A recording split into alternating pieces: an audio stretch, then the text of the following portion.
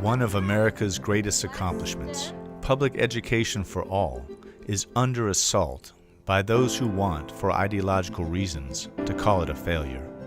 Under the guise of reform, they push austerity, polarization, privatization, union busting, and deprofessionalization, shuttering or weakening neighborhood schools, and cutting essential education staff and programs, making it difficult for all children to succeed.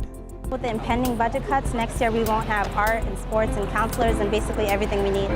We obviously lose funding in the science and math area, which is less hands-on activities for the students, less engaging activities, and our students are suffering. Learning is more than a test score. It's important that we refocus on the learning part. I'm testing so much and so frequently, it just doesn't uphold the idea of school and education.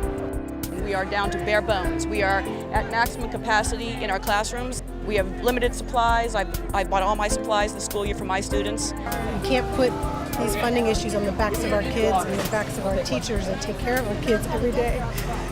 I teach actually special education. I also worry about those kids. You know, they need staff support and they're not going to get it. Paraprofessionals in the classrooms assisting the teachers, we have lost so many of them. And it's making it harder to make sure that we're keeping order in our classrooms and in the hallways. The school closing is going to be devastating for our kids. We have to go through new land territories that our kids have to cross. It's dangerous. In Chicago, we have 50 school closings in African American and Latino communities. I encourage all of you to keep Dr. Martin Luther King's dream alive. Every child deserves a great education. We are at a crucial moment when we must reclaim the promise of public education to fulfill our collective obligation, our community's obligation to help all children succeed. Reclaiming the promise is about making sure neighborhood schools are safe, welcoming places for teaching and learning. We have the opportunity to start their day off in a good, positive way. It takes all of us, the administrators, the teachers, the workers, to work together to make this school a better school for the kids. It's about ensuring that teachers and school staff are well prepared, supported, have manageable class sizes, and time to collaborate. I actually know what my coworkers are teaching. I see how it connects to what I'm teaching. And so for the kids, they can see how things that they learn in math are applied in science. Things that they learn in English are applied in social studies.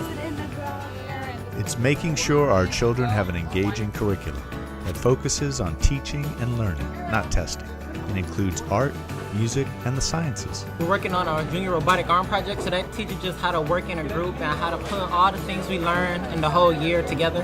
You and the other kids have to have a lot of teamwork to make that happen.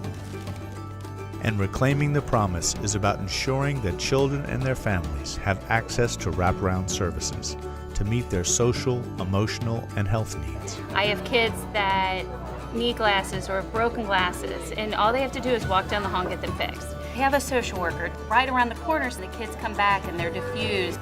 The AFT has a partnership with First Book. We're going all across the country to make sure that all of our kids read.